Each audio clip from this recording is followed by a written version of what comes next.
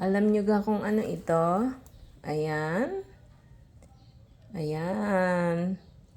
Katagal ko nang hindi nakakain itong kibal. Ito guys, ang kibal. Oh, di ba? Oh, para siyang hindi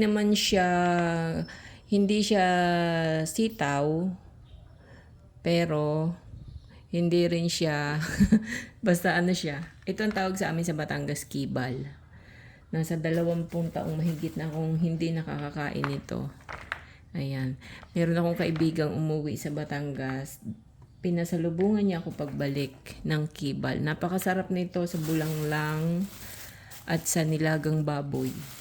Magluluto tayo ng nilagang baboy. Ito ang ating isasahog. Ano na nga siya ay medyo hindi na siya fresh. Pero masarap pa rin to. Ayan. Hihimayin mo yan. Yan ang kanyang buto.